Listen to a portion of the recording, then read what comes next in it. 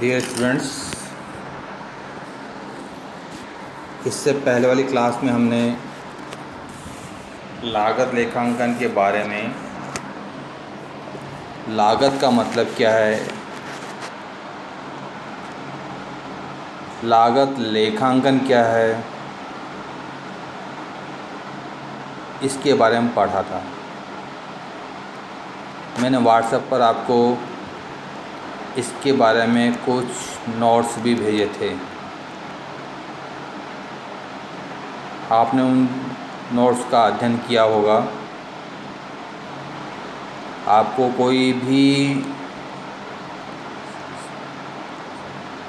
शब्द समझने में कठिनाई हो तो मुझे मेरे जो व्हाट्सएप नंबर हैं उस पर मैसेज कर सकते हैं या कॉल कर सकते हैं। मैं यथासंभव आपकी समस्या का समाधान करने का प्रयास करूंगा। आज हम लोग लागत ज्ञात करने की कौन कौन सी विधियां हैं उनके बारे में पढ़ेंगे। लागत ज्ञात करने की कौन कौन सी प्रविधियाँ, टेक्निक्स क्या हैं उनके बारे में पढ़ेंगे।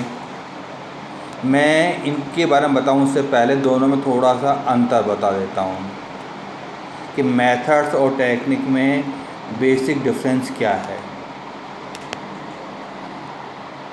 कॉस्ट मेथड के अंतर्गत हम लागत ज्ञात करते हैं। जो किसी वस्तु को बना रहे हैं, खरीद रहे हैं, उसकी लागत क्या होगी।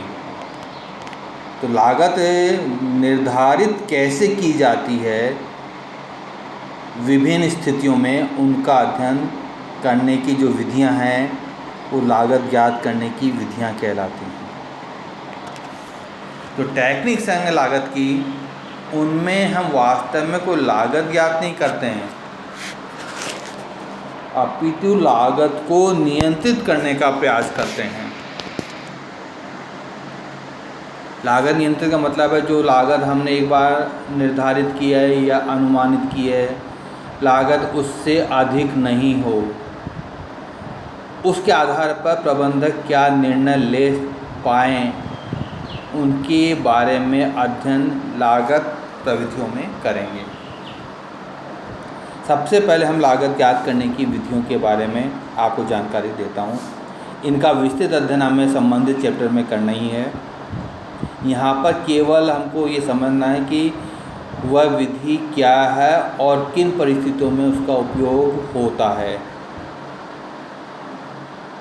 जैसे पहली विधि हमारी उप कार्य लागत विधि, जॉब कॉस्टिंग।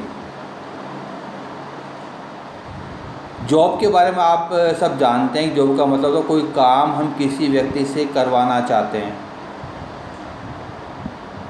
जैसे हम अपने मकान में जो हमारे पास में खिड़की दरवाजे ये बनवाना चाहते हैं, मकान में हम ग्रिल लगवाना चाहते हैं, तो ग्रिल लगवाने का काम जिस व्यक्ति से करवाना चाहते हैं उसको हम जॉब देते हैं, काम देते हैं।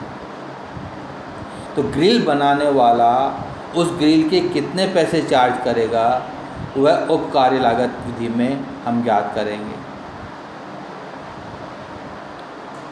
ग्रिल वाले को मेटेरियल भी लगाना पड़ेगा, अपना लेबर भी लगाना पड़ेगा, कुछ ओवरहेड भी लगाने होंगे, और उसके बाद में उसका प्रॉफिट जोड़ते हुए वह बताता है कि भाई यह ग्रिल बनाने में इतना लागत आएगी, वह हमको भुगतान करनी है।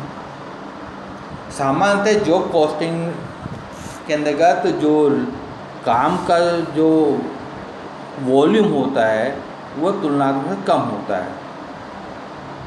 एक स्पेसिफिक काम होता है जो कम समय में पूरा हो जाता है।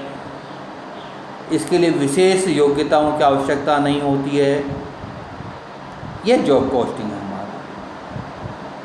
इसी के साथ जुड़ी हुई है कॉन्ट्रैक्ट कॉस्टिंग। कॉन्ट्रैक्ट कॉस्टिंग के अंतर्गत ये थोड़ा बड़ा है।